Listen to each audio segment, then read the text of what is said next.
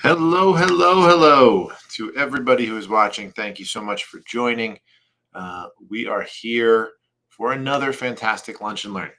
I'm excited to do this. My name is Tony DiUlio. I am one of the owners and partners at Wheeler DiUlio and Barnaby, who help property owners anytime something goes wrong at their property. We handle mass majority of first party insurance claims, but also obviously do contractor disputes, E&O claims. Like I tell people, if something went wrong with your house, we can probably help. So today we have a great topic. It is something that gets overlooked by a ton of public adjusters, really more than I care to even guess. It all involves what to do after you get that first payment. That first ACV check comes in. What are your options, and what things can you do to both maximize the claim value itself and maximize future claims for you? We're going to go over a lot of this today, and I'm just trying to ramble for a few extra seconds while we see more and more people join on. It's always nice. We're on multiple platforms. For those who don't know, it's Facebook, YouTube, our actual website. So the viewership number keeps popping up across the board, and it's always good to see people on. As I always say, if you guys have questions, please do not be shy. I've got the live chat that I am monitoring to the side. Already seeing some comments in there. The more you guys interact, the more I think I can provide useful information that everybody can really use.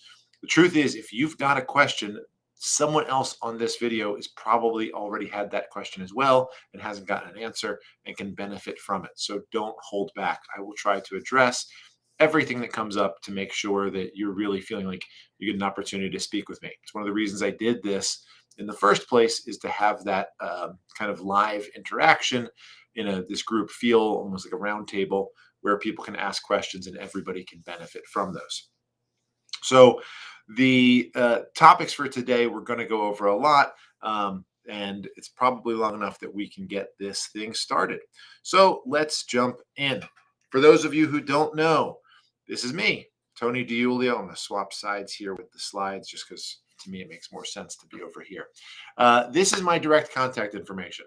It's my cell phone right here. You can contact me on that number anytime, day, night, weekend. I am happy to answer whatever calls, texts you might have. There are times that I am indisposed. I'm starting a trial down in Virginia next week, for example, and we'll be on it. It's a multi-million-dollar hotel claim that we've got. During those days, I'm sorry, I won't be available. I will try and get back to you in the evening, but if I can't, you have absolute permission to bug me. You can, text me and say, "Hey, Tony, I called you yesterday. I didn't get to hear back. Can you give me a ring?" I'm always going to be following up. It just might take me a day or two, just given the volume of what's going on and other issues. But please feel free to reach out anytime with that contact information. It's what I'm here for. Today, we talked about the perfect claim part 11, after the payments. So we're going to talk about navigating recoverable depreciation, supplements for claims, getting reviews from clients, getting really using all the tools at your disposal to maximize claim value and increase claims in the future. The disclaimer that I give for those who have watched any of the Perfect Claim series: not every claim is perfect. I don't want some defense attorney or insurance company coming on and say, "Haha, Tony, you said this." Yeah, I did, but I also put that disclaimer in the front saying everything I say doesn't have to happen. It doesn't mean a claim isn't covered just because you haven't done something that I did. The policy controls and state law. So whatever is the case for that, just because you didn't send a certain letter or do a certain thing, doesn't mean it's not covered. So please be guided accordingly. We are getting close to the end here on the Perfect Claim series. We finished part 10. If you missed it, I would highly, highly recommend going back and taking a look. I forgot to change the title here, actually. It wasn't the common hurdles. That was number 9. It was the appraisal process. And we talked a lot about the appraisal process. I think it's one of the, if not the number one issue in the industry right now, is what's going on with appraisal. So if you haven't seen that, you should absolutely go back and take a look. It was a really, really great video and worth watching. So we talked about these aspects of appraisal. And like I said, go back. I don't want to waste too much time on it because there's actually a surprising amount of content for today. and don't want to miss it. We're going to talk about recoverable depreciation. We're going to talk about what the policy says, how to navigate the time limits, different aspects for today. We're going to talk about handling supplements. Supplemental claim issues come up all the time, and you need to know how to handle those, what your local laws likely say about that, and how to use supplemental payments as a strategic way to make sure you get the right claim coverage outcome from the beginning. We're also going to talk about a procedure you guys should have in place for getting reviews from clients, to make sure that you're having the right internet presence for your clientele in the future, and what you can do when you're reviewing claims for your clients for additional issues. Maybe they didn't have enough insurance, or a claim was denied based off of something that was wrong on the policy, and what you can do about that. So, with all of that introduction, let's dive into some of these issues. Recoverable depreciation. Hopefully, everybody on this call is already aware of kind of the concept behind recoverable depreciation, but just to the extent you're not, I'll give you the briefest of overviews. Insurance coverage really comes down to two types of payments, and it's either an actual cash value payment or a replacement cost value payment. That is ACV and RCV. These two terms are littered throughout insurance claims, so I'm sure you have heard. The concept being the replacement cost is, what do I have to spend to go out and buy a new bookshelf, right? Let's say that bookshelf costs $1,000. That is the replacement cost value. However, the bookshelf behind me isn't worth $1,000. It is depreciated over time. I'm sure there's probably some nicks and scrapes and scratches, and as a result, it doesn't have all the value that it has brand new. That difference in there is called depreciation. That depreciation is taken from the replacement cost, and you get to the actual cash value. Relatively simple, right? Well, yeah, except the carriers overcomplicate this process to the nth degree, as they do everything, because it allows them to save a buck. I want to look at a few sections of policies just to give you kind of a flavor for what some of these areas talk about, because my guess is a lot of you guys haven't actually read the loss payment provisions within the policy. You know the coverages really well, but you might not know the actual provisions of the policy when it comes to how a claim is paid. And to that end, you should absolutely know what they say. So take a look at some of these sections. So for example, I've put up on the screen Liberty Mutual. This is their loss settlement provision. Nothing too special about it, but I wanted to address some of the important aspects of it. There's another screen that'll have another portion of it as well. But this first section from Liberty Mutual has this really key phrase in here. And it says, without deduction for depreciation. It's in essence saying that as long as you have 80% coverage for your property, whatever the total replacement cost would be, you're covered at least 80%. We're going to make a payment after the application of deductible and without deduction for depreciation, but not more than your policy limits and other things like that. Now, that's relatively unique language, because I would bet everyone on this Zoom call, or anyone that watches this later, comes in and says, wait, I've dealt with Liberty Mutual. They don't pay replacement cost value. They pay actual cash value. So what's going on there? Well, Liberty Mutual puts a second provision in the policy that complicates this matter just a little bit. And for some reason, this is going a little slowly here. It's got the blue wheel of death of it's trying to load but not doing it. So here we go. So this is the loss settlement provision continued for Liberty Mutual. And this is the section where it says we will pay no more than the actual cash value of the damage until actual repair or replacement is complete. Now, this is much more common to what you're going to see in other policies. In essence, they only owe the actual cash value until the work is done. That's how the industry's been for a very long time. And while I have gotten used to it, and obviously it's always been the way for me since I've been practicing law, there are some inherent complications that arise from this by the way some carriers are using it. Specifically, carriers are trying to expand this. Carriers like Truck Insurance Exchange, who have put paid when incurred provisions into their policy for continuous flooring. So for example, you'll have a wood floor that's damaged in your living room from, let's say, a plant that you overwatered, has water damage. they'll cover the entire wood floor and they recognize that the entire wood floor needs to be replaced, but they're only going to pay you the ACV for that one spot. They're not even going to pay you ACV on the rest of the floor until that cost is incurred. Well, the problem is that it creates a reimbursement policy and not an indemnity policy. And the courts don't like that very much. And we've had a lot of success fighting it on bad faith terms because of how unconscionable that provision is. But you need to be careful with these policies and know what they're actually saying. And someone like Liberty, where they've got conflicting language, you can actually push back and say, hold on, Liberty, you've told the client here that they're getting replacement costs without deduction for depreciation in one paragraph, and then in another, you're conflicting that. We actually just had this case recently, and the court came back and said that that created an ambiguity on its face. There's no real way to reconcile those two pieces of policy language.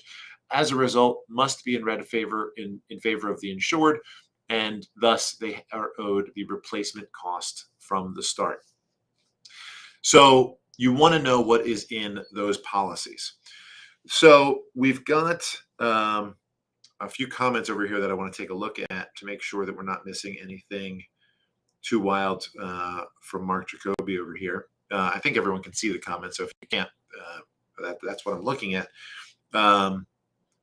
And it talks about the aging of properties. No real questions in there, so I'm not going to put everything up, but certainly worth the read about when you're doing depreciation for a loss, you need to make sure you have the proper ages for those items. The truth is, Mark, and to everyone else on here, when I tell someone to depreciate a claim, the very last factor that I would ever even think to consider is the age of an item. Age doesn't really matter to me when it comes to the condition or the depreciation of an item. What matters is the condition of that item. So I tell people, rather than to put an age on it, you're much better off to rate the condition. Use a scale of 1 to 100. 1 is, it was found in a dumpster. 100 is it's brand new, still in the box, and range it somewhere in there. It is a much, much, much more appropriate way to depreciate an item rather than age. Candidly, age doesn't matter because things are taken care of differently by different people, right? You can have the same carpet in two homes that's both 5 years old, and if one has 4 kids and 3 dogs, and the other is, a single woman in her 90s, just using one room in the home, that carpet is going to be completely different in those two properties. The age just doesn't really matter. So something to consider as you're moving forward. I wanted to look at a few other examples of policy language that differs from Liberty Mutual. Just again, I want to give you that flavor of why it's so important to read these provisions. Nationwide policy language here. Loss settlement but they pay the actual cash value at the time of the loss. So they just come out and say actual cash value. However, what they fail to do is define actual cash value. That is not a defined term within the policy, and it's caused a lot of fights under a lot of policies. For those of you who know, my office was involved way back in the day in the Gilderman class action against State Farm because they were trying to depreciate overhead depreciate and take out overhead and profit from the actual cash value payment. Court came back and said, no, you don't define actual cash value, and thus you can't take that overhead and profit out because that's just not an aspect of actual cash value as it's understood in the industry. So knowing that type of language, knowing those fights to be had over this can go a really long way to getting the right outcome and making sure you're doing what you need to protect the policyholder and candidly yourself. Nationwide continues, and this is language that comes up in a lot of policies and really important language because you do not, as much as stressing it here, do not want to miss the opportunity to get recoverable depreciation because you missed a timeline in the policy. A lot of policies have time limits on getting recoverable depreciation. How those time limits play out is different based on what the policy says. Here, Nationwide says you may make a claim within 180 days after the loss for any added loss based on the cost to repair or replace. In other words, you need to make a claim within 180 days for any recoverable depreciation to get that RCV value. Okay, This language is actually one of the easiest ones out there to deal with. You don't have to do the work within 180 days. You just have to make your claim within 180 days. It takes way longer to do some of these jobs. As you know, Mark Jacoby pointed out in his recent comment, it takes a home 1 year to rebuild, but you only have 6 months to recover depreciation. In this scenario, it is not 6 months to recover. It's 6 months to make the claim to recover the depreciation. Now, other carriers are different. Other carriers say things like you've got 180 days from the actual cash value payment to make the repairs and recover the depreciation. And you need to know all of those different nuances when you read the policy to make sure that you're doing what you need to do. State Farm gives us more time. One of the few things, everyone knows State Farm and I aren't always on the best of terms. State Farm says we will pay the actual cash value of the damaged part of the property, and then comes and tells you to receive the additional payments, you must complete the actual repair or replacement of the damaged part of the property within 2 years after the date of loss and notify us within 30 days after the work has been completed. Now, they give you 2 years, which is fantastic, but then they say you've only got 30 days to tell us about it. So they're being a little generous, or I should say proper, because I think 2 years is a good amount of time to get repairs done, but they're limiting it to 30 days after that. If you miss that, they might be okay with it. You might have an adjuster who you've got a good relationship and you can get it paid, but they might not. And then based on the language of the policy, they might come in and say, I'm sorry, you didn't get it for the 30 days. It's been 45. Sorry, you gotta deal with it. Now, I think I could fight that, and you absolutely should fight it if you need to, but you don't want to be in that position. You want to follow the terms of the policy. The other aspect of this is that some of the policies, like I said, have, like this one, that you must complete the actual work. The completing of actual work has become so much more difficult within a specific timeline than it used to be. It is not a scenario where you can make a phone call and have a contractor start in 2 weeks on the property. It's just not realistic.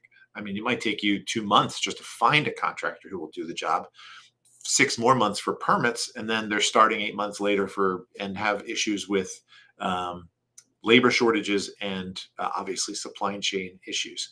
So all of these new factors are really shifting the industry of late. And we've started looking into, at my office, fighting back on unreasonable withholding of recoverable depreciation in the event that it's something out of the control of the insureds.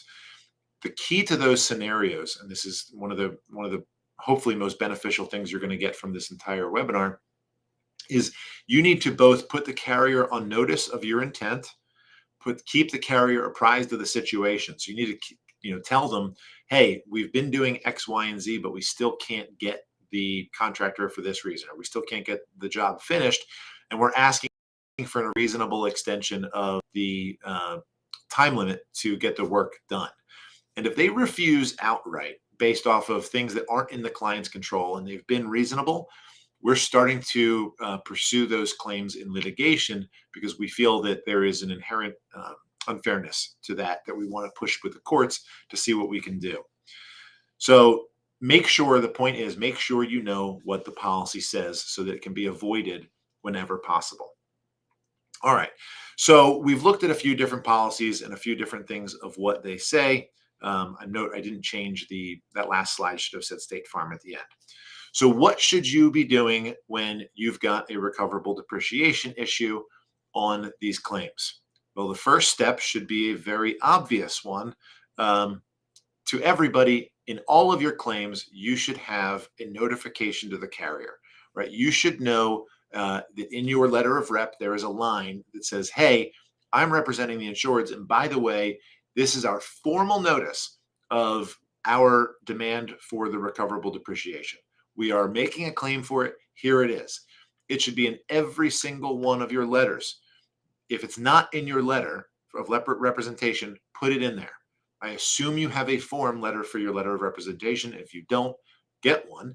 But you should absolutely be putting that language in there. It will automatically allow you to comply with probably 50% of the policies out there when it comes to simply making the claim for recoverable depreciation, like we saw in the beginning example with Liberty, right? All you need to do is make the claim. You don't have to do the work yet. So it complies with that provision. You've done what you need to do. You've protected the property owner. It's a no-brainer.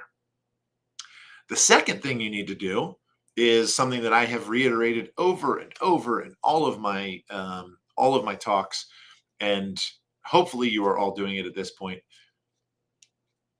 Please, oh, I don't know why this is going so slow. Read the effing policy, right? RTFP. It is integral to the process for you to understand what the policy says. I'm not telling you you need to read the liability portion of the policy. You don't. I get it. It has nothing to do with the claim. But you absolutely should be reading part 1 of your policy and understanding those terms and conditions. You should also have a bank of those policies. It is frustrating. I know it is frustrating to get policies from carriers. And we have a talk way back at the beginning of of this series about finding the policy forms, so you don't need to get the policy from the carrier. If you get the deck page and it lists the forms, you can just go to your bank of cases and get that policy form and read it. The more you do it, the more you'll know what those forms are. So if I get a State Farm 7955 policy, I know what's in there. I've reviewed it a ton of times, but I've read it. I've read it through multiple times, so I know what is in there. You should be doing the same thing. All right. So step 2, read the effing policy. Step 3, you should determine the requirements to get the recoverable depreciation. You should have an outline. It is getting recoverable depreciation is generally a step-by-step process, right? Sometimes it's a very short step-by-step process. Notify them you're making a claim, give them the receipts when the work is done. That's it. Fantastic. Steps are done. Others are a little more difficult, even just taking a look at State Farms. You've got to make a claim for the work to be done.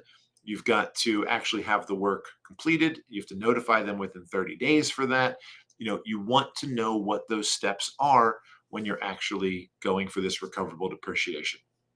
Remember, recoverable depreciation are fees paid or costs paid from the insurance claim. So you can take a fee on those if you're part of that process to get those. So you should absolutely be working with the insureds to provide full services to get that recoverable depreciation when they need it. All right, so taking a look, this is a very good chat side over here, so I don't want to make sure I'm not missing anything, although I don't actually see a lot of questions going on. So if anyone has an actual question to add to the chat, please let me know. I'll be happy to address it, although I do appreciate the comments going back and forth with a number of people I trust greatly on this. People you should absolutely be listening to when it comes to some of this information. So last but not least, set your steps up. So number 3, you determined what those steps are. Make sure that you actually implement a process for that. I've talked a lot in a lot of my webinars about having a process and almost an automated process set up so that you can do things like just press a button that says, hey, process recoverable depreciation. And it sets up the stages for you. In 1 week, send follow-up letter for the depreciation. In 4 weeks, get contractor invoices. Whatever it is, it's a nearly automated system to make your lives a lot easier. It might feel like a lot on the front end to get it set up, but it is unbelievably valuable on the back end to get it taken care of. So if you don't have that process, you really should be looking into it. And if you don't, on these recoverable depreciation claims, you should even individually set that up on your end to make sure nothing is missed. So we've talked about recoverable depreciation because you've gotten your actual cash value payment, and obviously there's depreciation to be had. Great. What about other issues where new things come up after you've already, sent your estimate in and come to an agreement on the amount? It is extremely common on claims for supplements to be necessary to bring a person back to their pre-loss condition. Something is discovered that wasn't known to anybody beforehand, and to that end, you can make claims and should be making claims for those supplements as part of this process. So we do have a quick question, and then like I said, whenever the questions come up, I do want to try and get to those. Um, we've got one from Stephen. Homeowner's furnace was damaged by water from a broken pipe. It was a oil burning furnace. They approved the replacement for 9,000 RCV. Homeowner replaced it with a heat pump, but also had to upgrade the electric panel to 200 amp. Both the heat pump, and then it gets cut off there. So both the heat pump and electrical panel were replaced for 8,500. Sorry.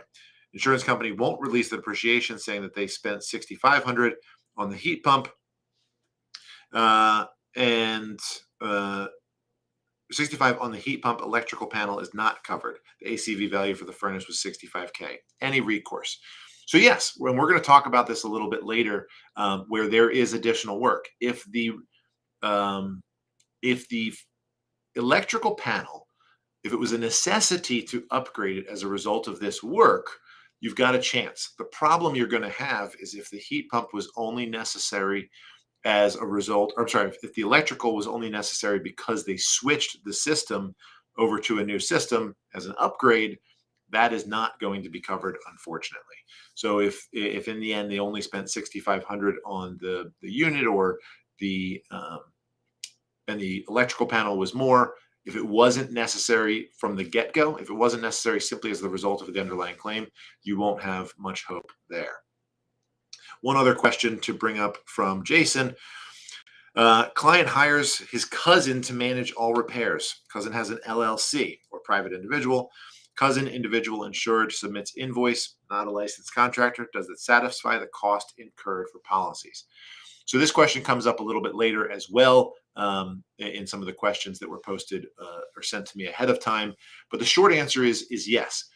You don't have to have the general contractor license for it to be an incurred cost, right? If you're using someone else to manage the project because you don't have time, that person does deserve a cost for that time to be done.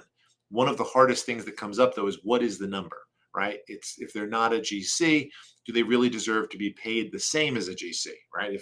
If you were to go in and file a pro se complaint, I'd probably make some serious arguments that you don't deserve the same as if I'm going to be filing a complaint. Our level of knowledge and work product is going to be different. However, it does still incur some level of cost, and that's going to be the question ultimately for the recoverable depreciation, is to get that difference. So taking a look, I wasn't sure if there was another question, but I think that covers all of it. So in these situations of supplements, and almost using Stephen's example with the electrical panel, let's say that wasn't approved and it was a cost associated with it. What do you need to do to get more of that money? First and foremost, you should know that most unfair claims practice acts have a provision that specifically outlines that a carrier cannot fail to pay a claim for something that was undiscovered. There is the caveat, unless it's been specifically negotiated. For example, they have a release, and the release specifically states, hey, we're releasing this claim in its entirety. You discover something new, it's on you.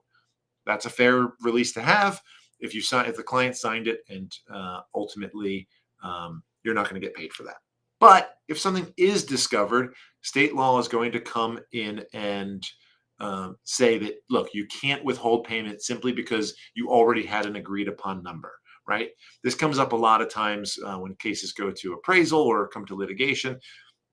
Carrier comes back and says, well, hold on a second. The first adjuster already made an agreement. I just had this case the other day where adjuster number one, public adjuster on the claim, thought the damages were $13,000. Carrier says, okay.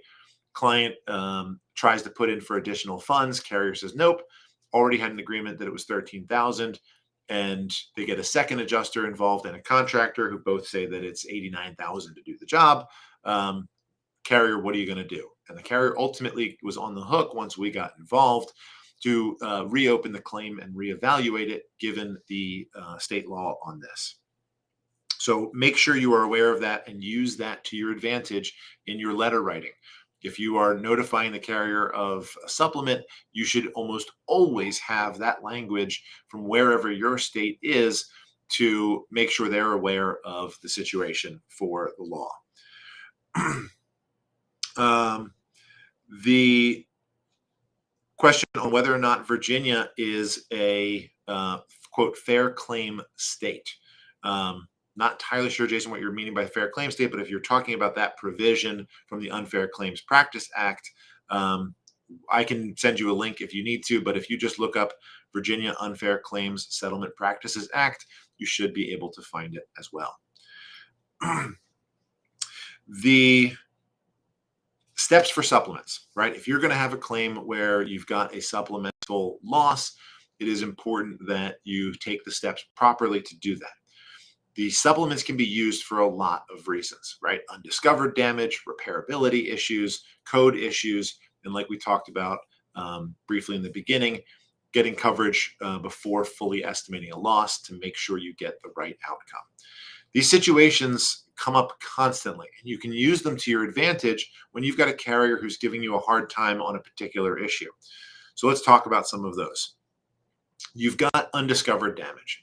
And when there's undiscovered damage, something like damaged insulation behind the wall or damaged subfloor beneath the bathroom, nobody knows about this until it's actually torn out. In that scenario, you want to make sure that you're documenting that loss and that the contractor working on it is aware of that necessity to document it. Don't have them just tear it out. Take a photograph. Do something to document the claim. They don't have to stop. I'm not trying to put a halt on it. You can have them document it and keep going and notify the carrier, but make sure that it is documented. Those are the easy ones. Repairability issues are another great example of how to use it to your advantage, though. You've got a roof claim, right? You've got a roofer already lined up. Carrier, State Farm is notorious for this recently, comes in and says, hey, we think you can patch this thing. Go give it a shot. All right, call the bluff. Try to do it. Take a video of the repair. You're clearly going to see the creasing when you try to repair the shingle. Now you've got your roof covered. That is a supplemental claim that is very successful. Another area where it comes in is the cleaning of contents in smoke claims. I've seen this probably more often than the roofs in the past, where you've got a smoke damage loss to the property, and ultimately you try to clean those and they come back and either they're not cleaned or they've been destroyed in the cleaning process because the cleaners were too strong. Whatever the case may be, now you've got a claim for replacement. Carriers will often be kicking themselves if you do this, because the truth is they're going to be paying more as a result because they're paying for the attempted clean, and then they're going to pay the replacement cost of those items. One area you always want to be careful on because of that, though, is on a limits case. If you have a policy limits issue, you want to make sure you're careful about the process. So if you've got a limits on contents, you don't want to be sending them for cleaning to have to incur that cost, because that's going to go to the cleaner. That's not going to your client. It's going to go to the cleaner, and then the replacement cost comes in. They don't have enough to actually replace the items. You want to make sure that you're careful. In that type of situation, put the carrier on notice and say, look, carrier, I don't believe these items are going to be able to be successfully cleaned. We want to make sure that there's not a limits issue. So either we need you to pay the replacement cost now, or come to some agreement about trying to clean a very limited number, 5 or 10 pieces of clothing, to do a test of whether or not it's going to be successful. And if it is, great. If it's not, we need to make sure we get the recoverable depreciation or get the full replacement cost so that we're not wasting money. Another one that comes up, this has been seen a ton online. I actually think that once this perfect claim series is over, I'm going to do an entire course on this issue, is the issue of code upgrades. There's actually a few people on this video right now who have been very vocal about this issue. I'll even do a shout out to Sarah because I've seen her a ton online talking about this. And if you have questions, her resources are unbelievable for this stuff. But if you've got an issue of code upgrades, you absolutely must have an understanding as to how to go into that claim to claim those code upgrades if they are code upgrades. But they're not always paid as a code upgrade. There are tons of scenarios where you will get things like the decking for the roof or other issues, not because it is a code upgrade, but because it is a repairability issue for the property.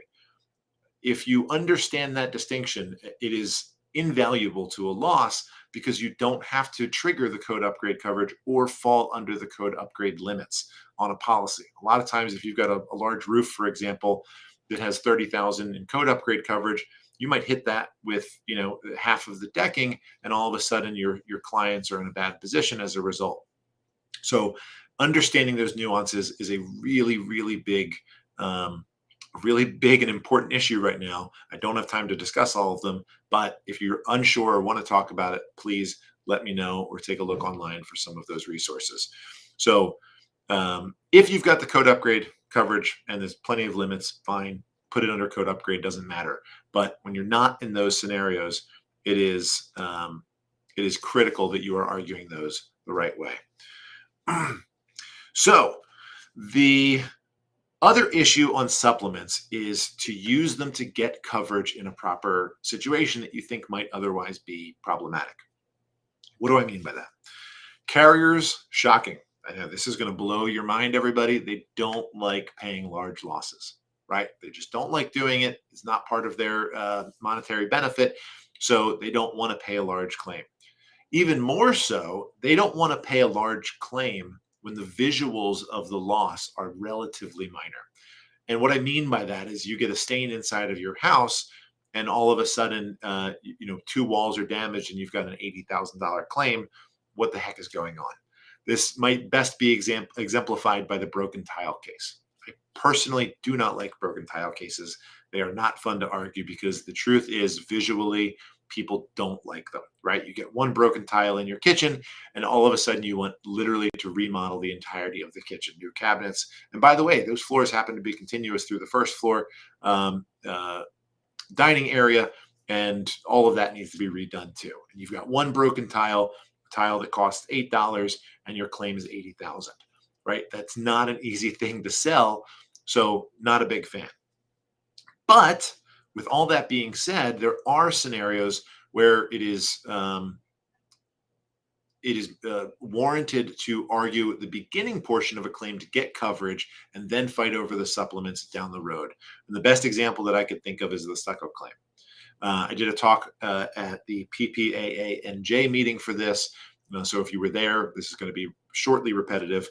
But if you have a stucco loss and water comes into the house and that water stains the wall, most insurance companies are going to cover that under the ensuing loss provision for improper construction, right? And they're going to say, look, not getting paid for the stucco, but we will pay you for the ensuing water damage to the walls or the floor, whatever the case may be. And they're fine with that because usually those claims aren't going to be terribly large in value, right? You might have a $15,000 repair inside. The problem for the carrier is as soon as they admit that coverage, though, for ensuing loss, everything that water's passed through from the stucco is damaged and covered under the policy. So you get a situation where the sheathing is damaged from the water and delaminates, and now that sheathing needs to come off as a result of just the ensuing water damage. The sheathing was put on fine. It's not improper construction for the sheathing. It was the stucco, but the only way you can get to that sheathing is through the stucco. Now you've got your stucco to get paid for. What I've told a number of adjusters before is, look, get the initial coverage. $1 is the hardest dollar to get. If you present it for $1 and then present the remainder after that has been provided, you've got a much better shot at ultimately getting coverage for those claims. So John's got a good one here. Question that came through. Travelers won't cover decking because the roofer did not take a picture of the plywood thickness, just a photo of the replaced wood. Any recourse? Absolutely, John. And there's a few different things. Number one, if you didn't know this, you should be reading the Unfair Claims Settlement Practices Act because most states have a provision in there that says a carrier cannot deny a claim for the failure to exhibit the damaged property unless there is a demand to see it and an outright refusal by the client. And what that means is they can't deny it simply because they didn't get to see it first unless they asked first, right? If a carrier asks and says, hey, hold on, preserve the property, I want to see it, and then you go and do some work, well, we got some problems there. Not unbeatable problems, but some problems.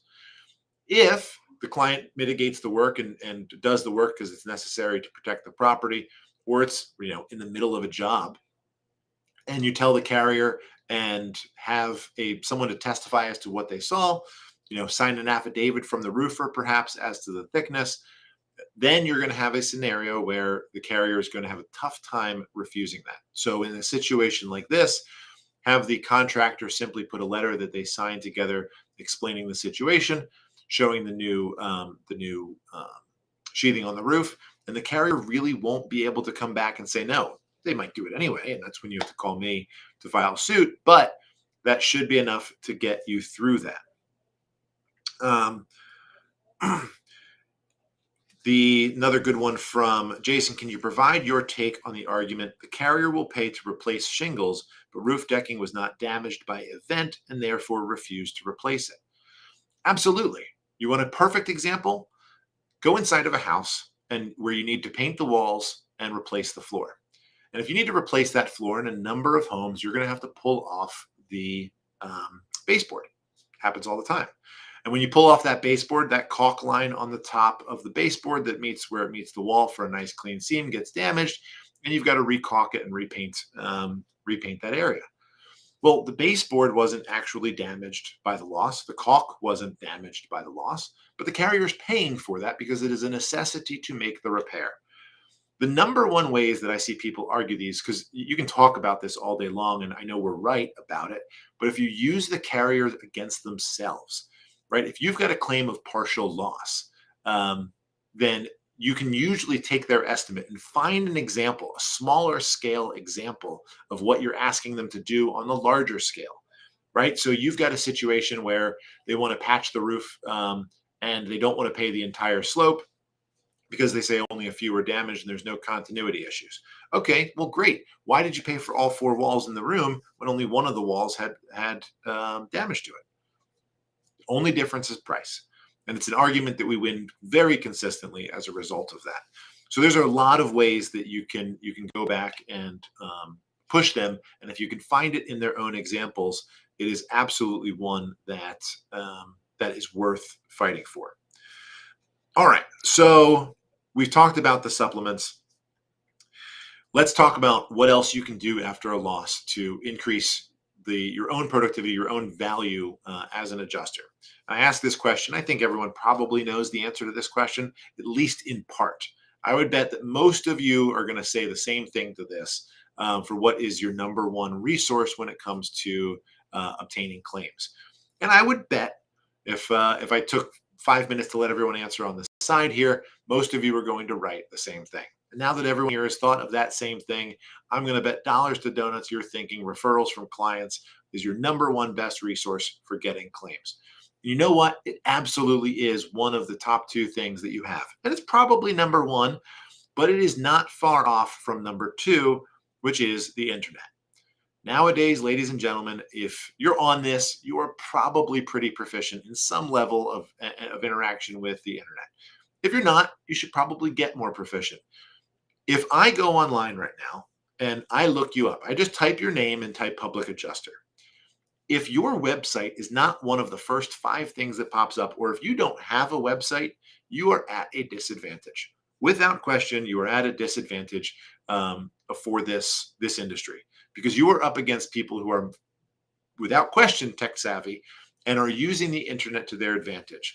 So if I want to look somebody up and I type in Sarah Parker, public adjuster online, sorry, Sarah, to keep using you, but it's an easy name to say, and I know your presence online is fantastic. So if anyone wants to use this as an example, they'll be happy with what they find. But you're going to look Sarah up, and you're going to see Sarah's got a web page, Sarah's got reviews online, and it's going to give a good presence. I know a number of adjusters, and I won't call out the ones that I know don't have a presence online. But if I were to look you up, I'm not going to see a website. I'm not going to see any reviews. It's going to be a number of problems because no one is going to be able to confirm anything about you. So maybe you get a stellar review from a friend of theirs, but then they go on and look and say, well, wait a second. I looked up this guy. There's nothing on them. What's the deal with that? So you need to figure out the process to get some level of online presence. And you can obviously create a website to start that, but using reviews that are already online can be a great resource. And to do that, all you need to do is figure out the clients you like and just send them a link to whatever platform you want to make the review on. Uh, the number one places you're going to want, obviously, you want a Google review. If you have a business registered on Google, then you're going to see that Google review on the side. If you go on and look up, WDB Legal, you're going to see we have our corporate block on the right side, and you're going to see the reviews. I think 4.8 stars, whatever it is right now on Facebook or on Google. Hey, by the way, if you like what you see, go online, give us a review. Now, just that, right? Just then, I just threw it in there. It was, just a passing comment. But if you do that with enough people, they will go online. And by the way, if you really do want to go online, I'm all for it. Please send us a good review. Happy to have it. But if you go on and see those reviews, you're going to gain a lot more traction and credibility with people. So you create a Facebook, you create your Google. Those are obviously the biggest ones for social media type searching, but you should also have probably a Yelp page, and anywhere that someone might find your company. You want to have it available with good reviews, so you can find the clients you like, send them this email. Now, there's some people I've talked about who just say, well, look, I'm just sending it to every client. Maybe you don't want to do that if you're not sure what the review is going to be. So think about the ones that are successful, who have given you a ton of thanks for what you have done, and just send them an email. Maybe they fill it out, maybe they don't. You don't have to bug them about it. But if the ones that do are going to be worth it in the end, and you will see an increase in the process and your claims that come in as a result of that. So before we get to the questions, because we had a lot, and these things always go longer than I expect they're going to go. I thought I was going to get through all these slides in like a half hour because there was a lot of questions. But the other aspect, the other thing that you can give back to your clients are avenues to deal with problems that you can't deal with. So I gave two examples here, but there's a number of them. If you have a client who's been underpaid on a loss, you always want to be asking yourself, why were they underpaid, right? Was this an actual issue of coverage, or did something else go wrong? Did a contractor screw something up? Is there an issue with their agent for not getting proper coverage? Is there an issue with their agent not updating limits, right? I had a client who's got a claim right now, multi-million-dollar commercial property, had a fire, total loss. The agent flipped their coverages for structure and contents.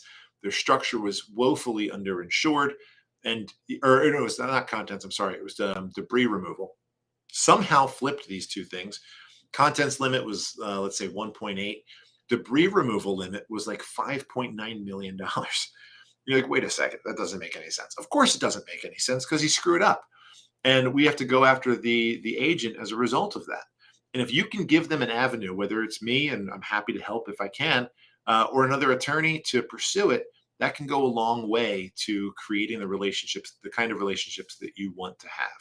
So if you've got a neighbor that messed up and it's a third party claim, and you can't handle it, you can talk to somebody like me or another attorney like me to help you with those claims and help those clients to keep you in the best graces possible with the insureds. All right. So with that being said, I think we are at the final things that I always bring up. I'm going to do this super fast. If you're not part of an organization of public adjusters, join one. The benefits of them are astronomical for the industry. Not just the CEs alone. If you join something like Mapia and get CE credits, we also have a holiday party, by the way, coming up January 5th. Pretty much everyone here is probably on my mailing list, so you're going to get an email on Friday about that. But you get credits. Holiday party where I will be supplying free drinks for everybody. You're welcome. Food is involved. All of that stuff is a lot of fun and great. But the truth is, the benefits to the industry are astronomically outweighed compared to everything else, because two things happen at these meetings. Number one, topics come up that are roundtabled and discussed that help everybody who is part of that group, dealing with common problem adjusters in the area. Local things that national organizations don't really hit on are fantastic in these smaller groups. But these groups also fund lobbyists. If you don't know, insurance companies have nearly infinite amounts of funds for lobbyists to make sure that laws are passed in their favor and not in favor of property owners. We are fighting back. Mapia has been growing and has a lobbyist who's actually, we're getting proactive rather than reactive, meaning we're pushing bills forward to try and help the industry rather than just being reactive to the bad bills that are trying to be passed by the carriers. So if you aren't joining these, you absolutely should. It is not a huge cost. It's a whopping $300 a year. So please consider joining organizations that help the industry as a whole. Not to mention, can help you personally grow in your local areas. All right, enough of the Mapia talk. Let's get into the questions here. There was a number of them. We're running lowish on time, so I will try to get through them. If I missed a question above, I don't think I did. Oh, no, I do miss one from Jason. If I missed one of your questions, what I was going to say is repost it down there at the bottom, because if I missed it, it was not intentional. You mentioned to kick it to you, comma, quote, legal. We engage attorney, carrier then demands appraisal. Panel takes position decking was not damaged by hail. At this point, are we effed? You've got an uphill battle. The truth is, if that happens, something went wrong in the appraisal where they probably got the wrong umpire. Watch the previous one. Umpire selection is the most important aspect of appraisal. But you are not entirely effed. If the decking was not part of the appraisal, and my argument would be they did not actually appraise the decking, there was no value placed on it, they simply took a coverage position on appraisal, then we can still litigate over that issue. So I would still be happy to fight that, and we've been successful in those. In essence, things that are left out of the valuation of appraisal can still be litigated afterwards because they haven't been appraised, right? No number was put on it, and coverage decisions can always be litigated. So there are options there in the event that that happens. All right, so all of these questions, there's no particular order. I took them as I could because candidly I was running behind this morning. I was in a motion argument, so disregard the order, but I'll try and get through them because I want everyone to know if you ask me a question, I'm going to answer it. If a policyholder does repairs but does not utilize a GC, can they recover depreciation? Yes, absolutely they can recover depreciation. Question is, how much depreciation? So general rule of thumb is that property owners who do the work can absolutely charge for their labor hours for the work that they completed.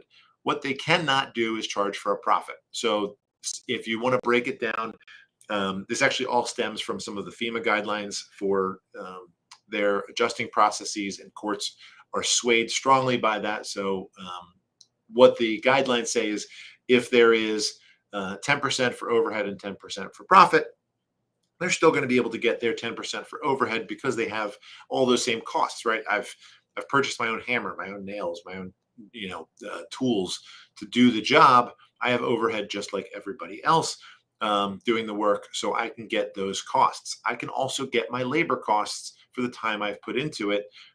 Again, the issue being what is the appropriate labor cost. Once you get the carrier to agree to labor and overhead but not profit, you probably can get them to agree to whatever the labor cost was for the work. Anyway, you're just not going to get the overhead, or get the profit. That is going to be excluded as part of any calculation for those values. So to the extent that OMP is part of the depreciation, the P is coming out. All right. I don't know why the slides are going slow. I apologize for that. Something I'm going to have to fix down the road, or just click ahead of time so that I anticipate the swap. Does the insurance company have the right to only pay for rental property for 1 year? Insured has enough coverage for an additional year and has been frugal prior to the rental property staying at relatives' homes, saving the company a lot of money during that time.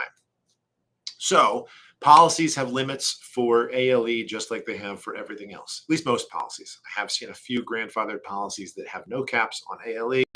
Kudos to those. But the question is simply, have you hit the limit? It's becoming a difficult process because of long repair times that are not at the fault of the insureds, but have still hit a limit as a result of the policy amounts. And the truth is that's a hard sell. It's a really hard fight to try and overcome them. And I don't see the best legal battle there to try and do it. If this is a scenario where, let's say, for example, the insured lived at a person's friend's house for 6 months, right? They overstayed their welcome and now they need to start renting a property, and they rent for another 6 months. And their policy limit is 1 year from the date of loss. They're going to probably be out of luck there. It's not a question of did they use a year of ALE, it's when does the end of that ALE happen. Conversely, if you've stayed at a friend's house for 6 months, then you rent for 6 months and you've got a dollar value cap on ALE. If you've got more money to be had as a result of that situation, you're absolutely going to be able to go beyond that year and keep collecting those funds. Hopefully that addressed the concern for whatever the question was. All right, please speak to depreciation as it relates to labor in PA and or other states. Wow, what a fight over depreciating labor. First and foremost, if you are in a particular state, speak with a local attorney about the laws or any case law on this issue in particular. States have been different in this issue, so I don't want to be speaking generally across the board. Here's what I can tell you from my personal arguments in the cases we've been successful on. You cannot depreciate labor in my eyes. Labor is a specific moment in time. It is a cost of doing the work itself, not the item itself, and thus that cannot depreciate. There's no loss of value over time. I got into a really good debate. Really not, I don't want to say a fight or an argument, a good debate with a public adjuster who took an opposing position just to play devil's advocate. And we had a good time talking about it, about the idea that, well, labor costs are just encompassed in the overall product time itself, and thus it gets depreciated accordingly. There's a lot of ways to look at this, but the truth is, on an accounting side, it can't be depreciated. As long as you have the right argument with the right judge and right attorney moving forward, that can generally be explained. It's a little complex, but it hasn't always been successful in court, so you're going to want to talk about the specifics. Pennsylvania has not had any case law come down on the negative side that is binding in this state regarding the depreciation of labor, but there's also nothing binding on the other end of it either. So it's still an open playing card for Pennsylvania. We have been successful on the trial level, but the truth is none of it's binding yet, so it's a little more difficult to push it back on. Oh, thanks, Mike. This is a good enough comment that I gotta just put it up there because it just looks so pretty. There's no attorney like you, Tony. Mike, can't thank you enough. Love hearing it. So can these be PWI, paid when incurred, dumpsters or architectural engineer fee or mitigation or tree removal? First and foremost, if they're trying to do paid when incurred, it better be in their policy.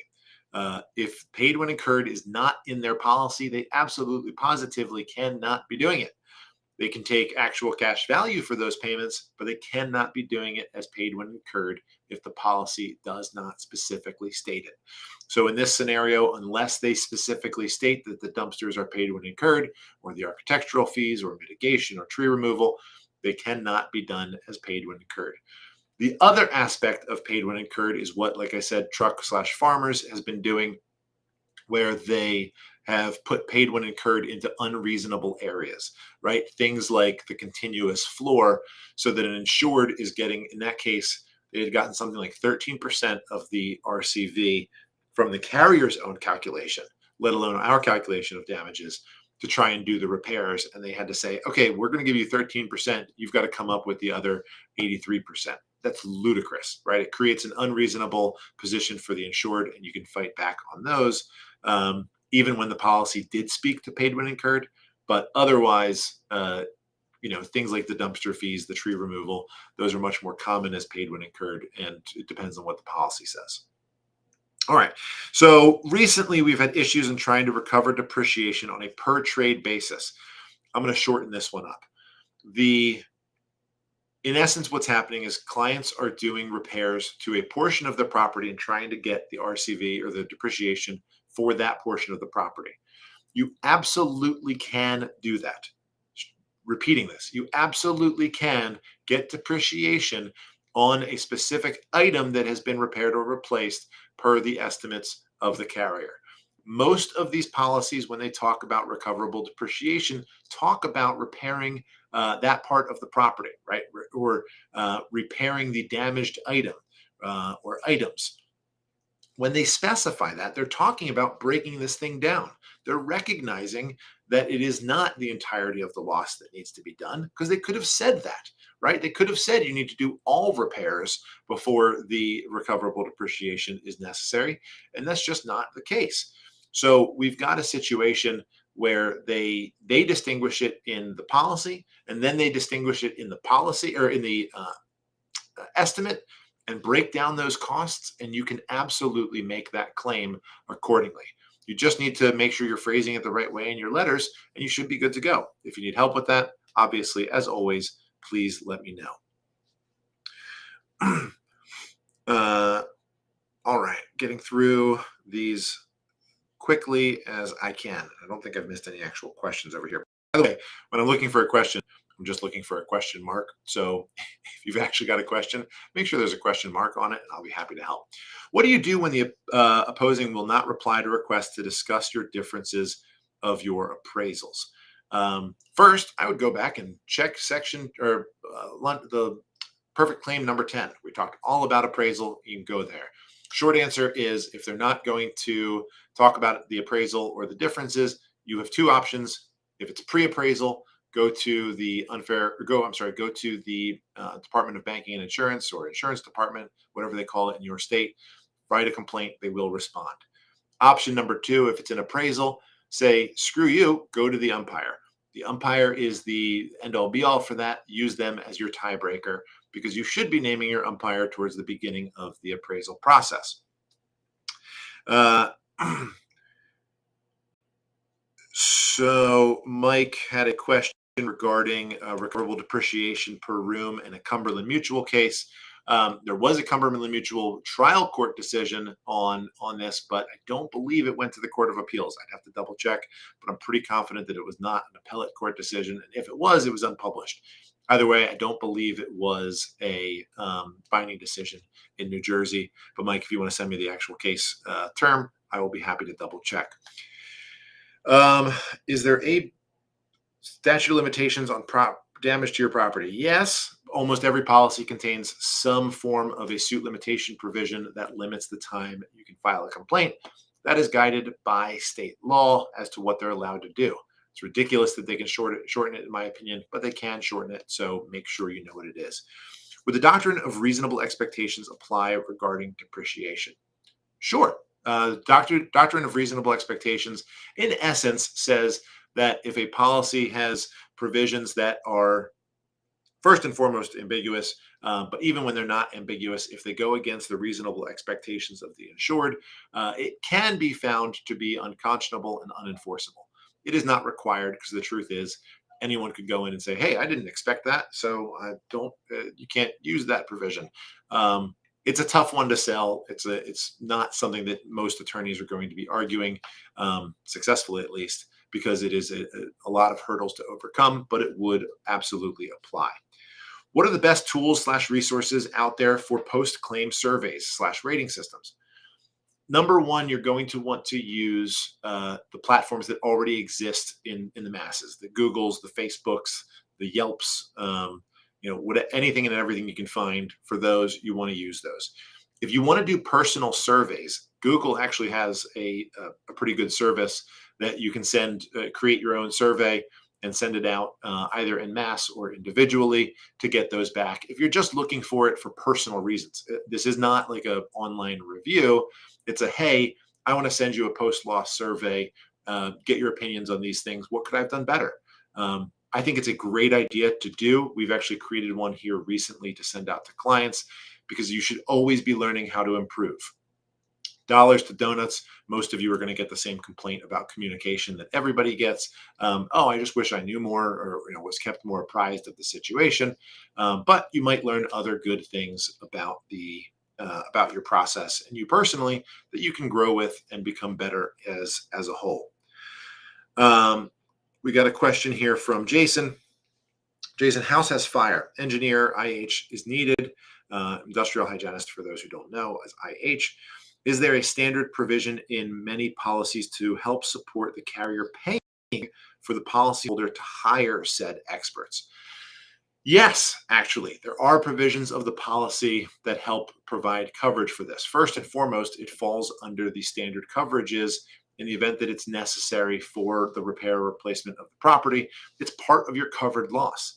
The problem is most carriers will use their own engineers and industrial hygienists. And what the courts generally have come down to say is, look, if an engineer is necessary and the carrier gets it for you, they don't have to pay you twice, right? They don't have to pay you for a second opinion.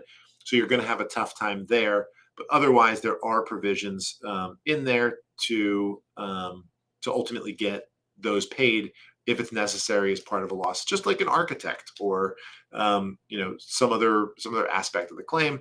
They're just an added expense to the loss itself.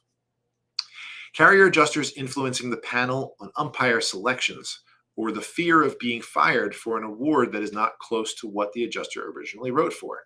This is happening all in all the time now.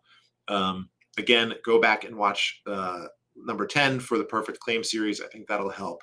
But the truth is, if you're having issues with the umpire and you're concerned about the outcome, just go court appointed. It's reasonable enough in costs, assuming that this isn't, a $10,000 or $1,000 difference. So just contact an attorney who is willing to do that and go with court appointed. It will go a long way. Mike asked one last question before I officially end this. The fact that we're going a little over, but that seems to be normal nowadays. I'll take 107. Mike said, what if you bring in the IH or the PE first? Great question, Mike. Here's what I would tell you in that scenario. Just put them on notice that you're doing it, right? So put them on notice that you're bringing in the IH or the engineer. And if you can get approval, fantastic. If you can't, because the engineer, you're going to have a tough time getting approval ahead of time. The IH, you probably can. But if you can't, you've at least put them on notice. The truth is, if you're at a level of a claim that needs an IH and an engineer, it's going to be a large enough value. You should be okay having those costs subsumed in the rest of the claim as it is needed. But if you have any real issues with those, please let me know. Ladies and gentlemen, thank you so much. As always, I try to do these to give back. There's no cost to anybody to watch these. We save them online for everyone to watch in the future. We really want to make this industry better as a whole. There's bad adjusters out there, guys. I know you know this, but there's a lot of bad public adjusters. And the goal of this is to not just make them better, but to make sure that the industry understands there is a right way to be doing this. So hopefully you by watching this become one of the good faces moving forward on this process, so that public adjusters get the right kind of reputation out there.